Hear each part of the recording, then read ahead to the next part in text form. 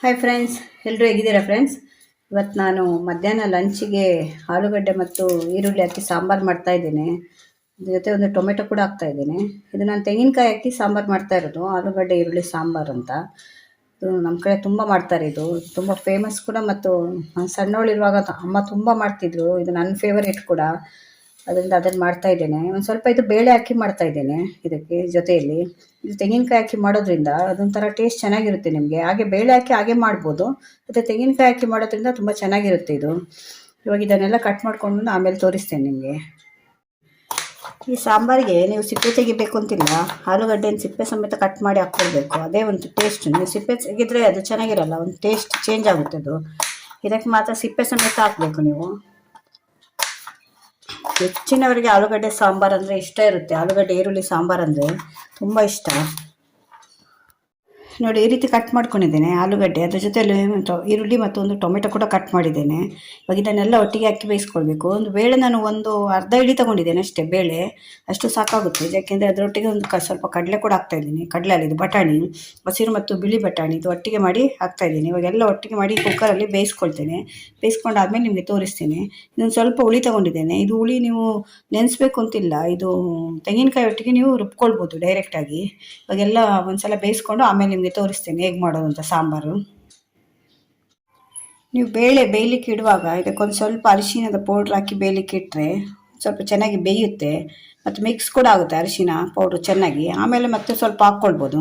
ಈಗ ಒಂದು ಸಲ ಬೇಯಿಸ್ಕೊಂಡು ಬರ್ತೇನೆಲ್ಲ. ಈಗ ಸಾಂಬಾರಿಗೆ ತೆಂಗಿನಕಾಯಿ ಜೊತೆ ರುಬ್ಕೊಳ್ಳಿಕ್ಕೆ ನಾನು ಮಸಾಲೆ ರೆಡಿ ಮಾಡ್ತಾ ಇದ್ದೇನೆ.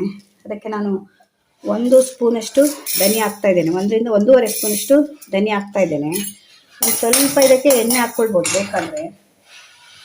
ಡ್ರೈ ರೋಸ್ಟ್ ಮಾಡ್ಕೊಳ್ಬೇಕು ಅಂತೇನಿಲ್ಲ. 1/4 ಸ್ಪೂನಷ್ಟು ಇದಕ್ಕೆ ಎಣ್ಣೆ ಹಾಕಿ ಫ್ರೈ ಮಾಡ್ಬೋದು. ಅವಾಗೊಂಥರ ಪರಿಮಳ ಚೆನ್ನಾಗಿರುತ್ತೆ ಇದು. 1ರಿಂದ 1.5 ಸ್ಪೂನು ಧನಿಯಾ ಹಾಕಿದ್ದೇನೆ. ಮತ್ತೊಂದು ಅರ್ಧ ಸ್ಪೂನಷ್ಟು ಮೆಂತ್ಯ ಹಾಕ್ತಾಯಿದ್ದೇನೆ. ಮೆಂತ್ಯ ಸ್ವಲ್ಪ ಕಡಿಮೆನೇ, ಅರ್ಧ ಸ್ಪೂನಷ್ಟು ಹಾಕಿದರೆ ಸಾಕು. ಮತ್ತೊಂದು ಅರ್ಧ ಸ್ಪೂನಷ್ಟು ಜೀರಿಗೆ ಹಾಕ್ತಾಯಿದ್ದೇನೆ. ಸ್ವಲ್ಪ ಇವಾಗ ಫ್ರೈ ಆಗಬೇಕು. 1 ಸ್ಪೂನಷ್ಟು ಉದ್ದಿನಬೇಳೆ ಹಾಕ್ತಾಯಿದ್ದೇನೆ. ಇದಕ್ಕೆ ಕಡಲೆಬೇಳೆ, ಕೆಲವರು ಕಡಲೆಬೇಳೆ ಹಾಕ್ತಾರೆ ಮಸಾಲೆಗೆ. ನಾನು ಕಡಲೆಬೇಳೆ ಹಾಕ್ತಾಯಿಲ್ಲ, ಉದ್ದಿನಬೇಳೆ ಮಾತ್ರ ಹಾಕ್ತಾಯಿದ್ದೇನೆ. ಮತ್ತೊಂದು ಅರ್ಧ ಸ್ಪೂನಷ್ಟು ಅಕ್ಕಿ ಹಾಕ್ತಾಯಿದ್ದೇನೆ. ನಾನು ಕಡಲೆಬೇಳೆ ಬದಲು ಅಕ್ಕಿ ಹಾಕೋದು. ಇದು ಯಾಕೆ ಹಾಕೋದು ಅಕ್ಕಿ ಅಂದರೆ ಸ್ವಲ್ಪ ನಾವು ಮಾಡೋ ಸಾಂಬಾರು ಗಟ್ಟಿ ಬರುತ್ತೆ, ಅದರಿಂದ ಅಕ್ಕಿ ಹಾಕ್ತಾಯಿದ್ದೇನೆ. ಗಟ್ಟಿ ಬರಲಿಕ್ಕೆ ಹಾಕೋದು ಅಕ್ಕಿ. ಇದೆಲ್ಲ ಇವಾಗ ಒಂದು ಚೂರು ಫ್ರೈ ಆಗಬೇಕು. ಇದೆಲ್ಲ ಚೆನ್ನಾಗಿ ಫ್ರೈ ಆದಮೇಲೆ ಲಾಸ್ಟಲ್ಲಿ ನಾನು ಕೆಂಪು ಮೆಣಸಿನ್ಕಾಯಿ ಹಾಕೋದು ಇದಕ್ಕೆ. ಇವಾಗ ಇದು ಫ್ರೈ ಆಗಿದೆ ಸ್ವಲ್ಪ. ಇವಾಗ ಇದಕ್ಕೆ ನಾನು 4ರಿಂದ 5 ಇದು ಗುಂಟೂರು ಮೆಣಸಿನ್ಕಾಯಿ ಇದನ್ನು ಹಾಕ್ತಾಯಿದೆ. ಇದು ತುಂಬ ಖಾರ ಇದೆ.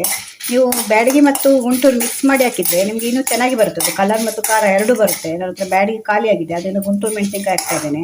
ನೀವು ಖಾರ ನೋಡ್ಕೊಂಡು ಹಾಕಿ. ಇದು 4ರಿಂದ 5 ಸಾಕಾಗುತ್ತೆ. ಇದು ತುಂಬ ಖಾರ ಇರುತ್ತೆ. ಇವಾಗ ಇದಾಗಿದೆ. ಇದನ್ನು ಇವಾಗ ತೆಂಗಿನಕಾಯಿ ಜೊತೆ ರುಬ್ಕೊಳ್ಬೇಕು. ನೋಡಿ ಆಗಿದೆ. ಇದು ತುಂಬ ಫ್ರೈ ಆಗಬೇಕು ಅಂತಿಲ್ಲ. ಅದು ಮೆತ್ತಗಿರುತ್ತಲ್ಲ ಮೆಣಸಿನ್ಕಾಯಿ, ಒಂದು ಸ್ವಲ್ಪ ಬಿಸಿ ಆದರೆ ಕ್ರಿಸ್ಪಿ ಬರುತ್ತೆ. ಅಷ್ಟರೊಳಗೆ ಫ್ರೈ ಮಾಡಿಕೊಂಡ್ರೆ ಸಾಕು.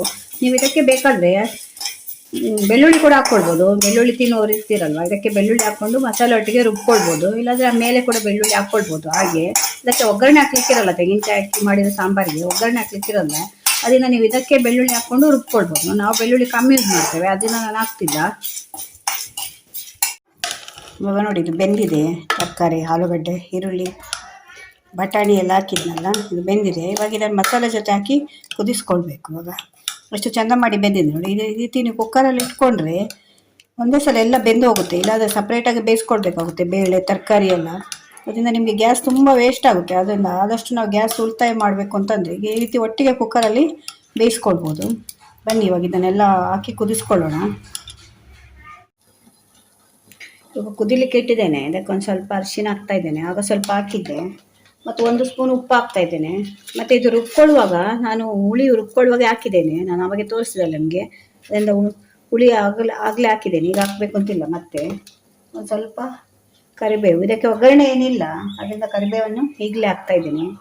ಮತ್ತು 1 ಪೀಸು ಬೆಲ್ಲ ಹಾಕ್ತಾಯಿದ್ದೀನಿ. ನಿಮಗೆ ಸಿಹಿ ಬೇಡ ಅನ್ನೋರು ಬೆಲ್ಲನ ಸ್ಕಿಪ್ ಮಾಡ್ಕೊಳ್ಬೋದು. ಒಂದ್ಸಲ ಹಾಕಿ ಎಲ್ಲ ಮಿಕ್ಸ್ ಮಾಡಬೇಕು. ಇದು 1-2 ಕುದಿ ಬಂದಮೇಲೆ ನೀವು ರುಬ್ಕೊಂಡಿದ್ದೀರಲ್ಲ ತೆಂಗಿನಕಾಯಿ ಜೊತೆ ಮಸಾಲೆ, ಅದನ್ನು ಕೂಡ ಹಾಕಬೇಕು. ಹಾಕಿ ಮಿಕ್ಸ್ ಮಾಡಿದರೆ ಆಯಿತು. ಆಲೂಗಡ್ಡೆ ಈರುಳ್ಳಿ ಸಾಂಬಾರು ರೆಡಿ. ತುಂಬ ಚೆನ್ನಾಗಿರುತ್ತೆ ಇದು, ಒಂದ್ಸಲ ಟ್ರೈ ಮಾಡಿ ನೋಡಿ. ಹೆಚ್ಚಿನವರಿಗೆ ಆಲೂಗಡ್ಡೆ ಈರುಳ್ಳಿ ಸಾಂಬಾರು ಅಂದರೆ ಇಷ್ಟ ಇರುತ್ತೆ. ಇದನ್ನು ಸ್ವಲ್ಪ ನೀರಾಗಿ ಮಾಡಿಕೊಂಡ್ರೆ ನಿಮ್ಗೆ ಇಡ್ಲಿಗೆ ಕೂಡ ಆಗುತ್ತೆ. ಇಡ್ಲಿ ಇದ್ರೆ ಇಡ್ಲಿ, ದೋಸೆಗೆ ಕೂಡ ಚೆನ್ನಾಗಿರುತ್ತೆ ಇದು. ಮತ್ತು ಮುದ್ದೆ ಮಾಡಿಕೊಂಡ್ರೆ ಮುದ್ದೆ ಕಾಂಬಿನೇಷನ್ ಕೂಡ ಚೆನ್ನಾಗಿರುತ್ತೆ, ಅನ್ನಕ್ಕೆ ಕೂಡ ಚೆನ್ನಾಗಿರುತ್ತೆ. ನೀವು ಒಂದೇ ಸಾಂಬಾರು ಮಾಡಿಕೊಂಡ್ರೆ ಎಷ್ಟೊಂದು ಐಟಮ್ ಮಾಡ್ಕೊಳ್ಬೋದು, ದೋಸೆ ಇಡ್ಲಿ ಯಾವುದಕ್ಕಾದ್ರೂ ಚೆನ್ನಾಗಿರುತ್ತೆ. ಒಂದ್ಸಲ ಇದು ಕುದಿ ಬರಬೇಕು. ಕುದಿ ಬಂದಮೇಲೆ ನಾನು ರುಬ್ಕೊಂಡಿದ್ದೀನಿ, ಇದಕ್ಕೆ ಹಾಕ್ತೇನೆ. ಇವಾಗ ನೋಡಿ ಇದು ಕುದಿ ಬರ್ತಾ ಇದೆ. ಇವಾಗ ರುಬ್ಕೊಂಡಿದ್ದೇನಲ್ಲ ತೆಂಗಿನಕಾಯಿ ಜೊತೆ, ಇದನ್ನು ಕೂಡ ಹಾಕ್ತಾ ಇದ್ದೇನೆ. ನಿಮಗೆ ತೆಂಗಿನಕಾಯಿ ಬೇಡ ಅಂದರೆ ಹಾಗೆ ಮಾಡ್ಕೊಳ್ಬೋದು. ಬೇಳೆ ಇದಾಗಿ ಹೋಟೆಲೆಲ್ಲ ಸಾಂಬಾರು ಸಿಗುತ್ತಲ್ಲ, ಆ ಟೇಸ್ಟ್ ಬರುತ್ತೆ. ಈ ರೀತಿ ಕೂಡ ಒಮ್ಮೆ ಮಾಡ್ಕೊಂಡು ನೋಡಿ, ತೆಂಗಿನಕಾಯಿ ಹಾಕಿ, ಅದು ಕೂಡ ಚೆನ್ನಾಗಿರುತ್ತೆ ಇದು. ಒಂದ್ಸಲ ಮಿಕ್ಸ್ ಮಾಡಿದರೆ ಚೆನ್ನಾಗಿ ಒಂದ್ಸಲ ಮಿಕ್ಸ್ ಮಾಡಬೇಕು. ತೆಂಗಿನಕಾಯಿ ಸ್ವಲ್ಪ ಹಾಕಿದ್ರೆ ಸಾಕು, ತುಂಬ ಏನು ಬೇಕು ಅಂತಿಲ್ಲ ತೆಂಗಿನಕಾಯಿ. ನೋಡಿ ಇವಾಗೆಲ್ಲ ಚೆನ್ನಾಗಿ ಮಿಕ್ಸ್ ಆಗಿದೆ ನೋಡಿ, ಈಗ ಕಾಣ್ತಾ ಇದೆ ಅಂತ. ತುಂಬ ರುಚಿಯಾಗಿರುತ್ತೆ ಇದು, ಒಂದ್ಸಲ ಮನೇಲಿ ಟ್ರೈ ಮಾಡ್ಕೊಂಡು ನೋಡಿ. ಇದು ನಿಮಗೆ ಮುದ್ದೆ ಜೊತೆ ಅಂತೂ ತುಂಬ ಚೆನ್ನಾಗಿರುತ್ತೆ ಇದು. ಜೊತೆಗೆ ಮುದ್ದೆ ಮಾಡಿಕೊಂಡ್ರೆ, ಮತ್ತು ಇಡ್ಲಿಗೆ ಕೂಡ ಚೆನ್ನಾಗಿರುತ್ತೆ, ದೋಸೆಗೆ ಕೂಡ ಚೆನ್ನಾಗಿರುತ್ತೆ. ಇದೊಂದ್ಸಲ ಚೆನ್ನಾಗಿ ಕುದಿ ಬಂದಿದ್ರೆ ಆಫ್ ಮಾಡಿದರೆ ಆಯಿತು. ಇದಕ್ಕೆ ಹಿಂಗು ಹಾಕಬೇಕು ಅಂತಿಲ್ಲ, ಮತ್ತು ಒಗ್ಗರಣೆ ಹಾಕಬೇಕು ಅಂತಿಲ್ಲ. ಇದು ತೆಂಗಿನಕಾಯಿ ಹಾಕಿರೋದ್ರಿಂದ ಅದೆಲ್ಲ ಏನು ಹಾಕಬೇಕು ಅಂತಿಲ್ಲ. ಇದು ಬೇಕಾದ್ರೆ ಇನ್ನೂ ನೀರು ಮಾಡ್ಕೊಳ್ಬೋದು ನೀವು. ಇವಾಗ ಇಡ್ಲಿಗೆಲ್ಲ ಮಾಡ್ಕೊಳ್ತೀರಿ ಅಂತ ಇನ್ನೂ ಸ್ವಲ್ಪ ನೀರು ಮಾಡ್ಕೊಳ್ಬೋದು.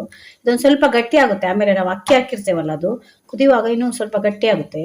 ಇವಾಗ ಒಂದು 2 ಕುದಿ ಬಂದರೆ ಇದು ಸಾಕು. ತೆಂಗಿನಕಾಯಿ ಹಾಕಿದ ಮೇಲೆ ತುಂಬ ಕುದಿ ಬರಬೇಕು ಅಂತಿಲ್ಲ. ಇದು ಕೊತ್ತಂಬರಿ ಸೊಪ್ಪು ಏನು ಬೇಕು ಅಂತಿಲ್ಲ, ನೀವು ಬೇಕಾದರೆ ಹಾಕ್ಕೊಳ್ಬೋದು. ನಾನು ಕರಿಬೇವು ಮಾತ್ರ ಹಾಕಿದ್ದೇನೆ, ಕೊತ್ತಂಬರಿ ಸೊಪ್ಪು ಹಾಕಿಲ್ಲ.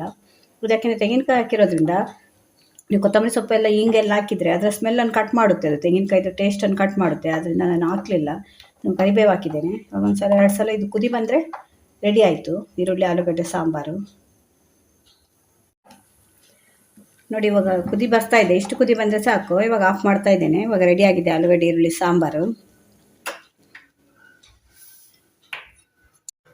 ನೋಡಿ ಫ್ರೆಂಡ್ಸ್, ಆಲೂಗಡ್ಡೆ ಈರುಳ್ಳಿ ಸಾಂಬಾರು ರೆಡಿಯಾಗಿದೆ. ಬಟಾಣಿ ಹಾಕಿದ್ದೇನೆ ಅದ್ರ ಜೊತೆಯಲ್ಲಿ. ನೀವು ಬೇಕಿದ್ರೆ ಕಡಲೆಕಾಳು ಹಾಕ್ಕೊಳ್ಬೋದು, ಕಪ್ಪು ಕಡಲೆ ಅಥವಾ ಬಿಳಿ ಕಡಲೆ ಎಲ್ಲ ಬರುತ್ತಲ್ಲ, ಅದನ್ನು ಕೂಡ ಹಾಕ್ಕೊಳ್ಬೋದು. ಹೆಸರು ಕಾಳು ಬೇಕಾದ್ರೆ ಹಾಕ್ಕೊಳ್ಬೋದು. ಯಾವುದೋ ಕಾಂಬಿನೇಷನ್ ಕೂಡ ಚೆನ್ನಾಗಿರುತ್ತೆ.